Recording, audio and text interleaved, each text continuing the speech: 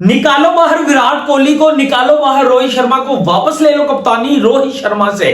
विक्रांत गुप्ता ने बहुत गुस्से का इजहार किया। क्या एक्चुअल उन्होंने स्टेटमेंट दी है वो आपको सुनाऊंगा। पूरा इंडिया मीडिया इस वक्त पागल हो चुका है क्योंकि न्यूजीलैंड ने 3-0 से हरा दिया है। दूसरी तरफ हरभजन सिंह ने एक इस किस्म की स्टेटमेंट दी है, आप सुनेंगे आप हैरान हो जाएंगे और परेशान भी हो जाएंगे। आपको हरभजन सिंह की वो स्टेटमेंट मैं लास्ट के ऊपर बताऊंगा। पहले मैं विक्रांत गुप्ता की थोड़ी सी स्टेटमेंट बताता हूं। वीडियो को लाइक शेयर सब्सक्राइब कमेंट जरूर कीजिएगा। विक्रांत गुप्ता ने बोला, देखिए हम सीरीज हारे, हमने बोला ठीक है 12 साल बाद अगर आप सीरीज हारे हैं अपने मुल्क में अलाउड है, इट्स ओके, आप हार गए हैं तो हार गए हैं। 1933 में टेस्ट क्रिकेट का दोस्तों आगाज हुआ इंडिया में, ठीक है, और उसके बाद अगर आप सीरीज हारे हैं भाई व्हाइट वॉश हो गया आपको, ठीक है, 12 साल में एक दफा अलाउड है, सीरीज हार गए हैं तो यार कोई बात नहीं। 1933 में टेस्ट क्रिकेट का आगाज हुआ था, अगर आप व्हाइट वॉश हो गए हैं 1933 से लेके अब तक तो अलाउ होना चाहिए, अलाउ होना चाहिए। क्या हो गया अगर सीरीज हार गए। दूसरी तरफ विक्रांत गुप्ता ने बोला कि विराट कोहली से रन ही नहीं हो रहे। 2023 का उनका वो दौर निकालिए जब इनके 200 आए थे, उसके बाद बिल्कुल ही कम एवरेज है विराट कोहली की। ऐसा लगता है जैसे कभी भी कोई स्पिनर आएगा, चाहे लेफ्ट आर्म स्पिनर हो ऑफ स्पिनर हो, विराट कोहली अपनी विकेट थ्रो कर देंगे। और दूसरी तरफ जब रोहित शर्मा बैटिंग करने आते हैं थोड़ा सा बाउंस होता है और सीमिंग थोड़ी सी कंडीशन होती है, तब जो है वो रोहित शर्मा अपनी विकेट थ्रो करके चले जाते हैं। तो लिहाजा विराट कोहली को रेस्ट चाहिए, टीम से ड्रॉप कीजिए, रोहित शर्मा को ड्रॉप कीजिए, कप्तानी इनकी ले लीजिए। उन्होंने कुछ लॉजिक पेश किए विक्रांत गुप्ता ने, वो आपके साथ शेयर करूंगा। उन्होंने बोला श्रेयस अय्यर का आपने कॉन्ट्रैक्ट कैंसिल क्यों किया। हार्दिक पांड्या ने बोला मैं टेस्ट क्रिकेट में वापसी चाहता हूं, उनको आपने क्यों नहीं आने दिया। यानी कि इन प्लेयरों के लिए, ठीक है, लाइक हार्दिक पांड्या, श्रेयस अय्यर, इस तरह के प्लेयरों के लिए विजय हजारे ट्रॉफी या जो है वो रांची ट्रॉफी खेलना जरूरी है, दिलीप ट्रॉफी खेलना जरूरी है। तो क्या विराट और रोहित को नहीं था चाहिए कि भाई ये भी जाते, क्या ये अपनी मसरूफ जिंदगी से वो को 4-5 दिन निकाल नहीं थे सकते। अगर निकालते तो भाई जो है वो 100 करते और कॉन्फिडेंस लेकर आते। ये उन्होंने कुछ लॉजिक पेश किए हैं कि बात भरे प्लेयरों के बारे में भी आपको बड़े फैसले लेने पड़ते हैं। अलो है, ठीक है, 1933 में टेस्ट क्रिकेट का आगाज होता है इंडिया में, ठीक है, आप हार गए हैं एक दफा सीरीज अपने घर में, अलो है, लेकिन उसके बरक्स आपको चीजें जाननी पड़ेंगी कि किस तरह एजाज पटेल ने आपको आउट कर दिया, कहां आपकी वीकनेस थी, क्यों आपसे जो है वो ये स्पिनर्स नहीं खेले जा रहे, चाहे इंडिया में हो या ओवरसीज में जाके आपसे फास्ट बॉलर आपको तंग क्यों कर रहे हैं। और रोहित शर्मा ने किया क्या है भाई, 1-2 उन्होंने किया है अपने मुल्क में, उसके अलावा ओवरसीज में उनकी परफॉर्मेंस क्या है, ये विक्रांत गुप्ता ने बड़े क्वेश्चन मार्क उठाए हैं इस टीम के ऊपर। और जाहिर बात है जब आप 3-0 हारते हैं तो भाई जितना मर्जी कोई बड़ा आपसे प्यार करने वाला हो, जर्नलिस्ट हो लाइक विक्रांत गुप्ता, वो नहीं आपको उतना बैक करेंगे क्योंकि फिर उनको वो खिलाड़ी नजर आते हैं। श्रेयस अय्यर आपने क्यों ड्रॉप किया, हार्दिक पांड्या को क्यों नहीं लेकर आ रहे।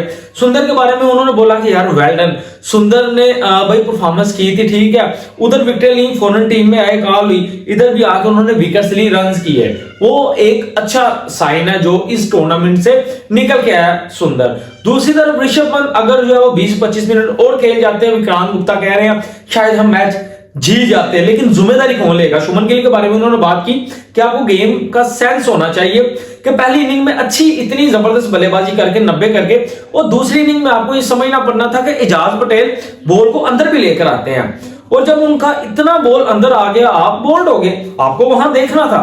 और दूसरी तरफ उन्होंने ऋषभ पंत के आउट थे या नहीं थे आउट, उसके ऊपर भी उन्होंने जो है वो बात की। उन्होंने बोला कि शायद मेरे ख्याल से आउट नहीं थे, हमने ये सोचा कि शायद अंपायर कॉल हो सकती है क्योंकि अंपायर ने आउट नहीं था दिया, और इस तरह का डिसीजन शायद बल्लेबाज की फेवर में जाता है। क्योंकि आप यूं देखिए, जब आप देख रहे होंगे आपको बेटर पता होगा भाई, क्योंकि आप इंडिया के लोग हैं, ज्यादा समझते हैं इन चीजों से।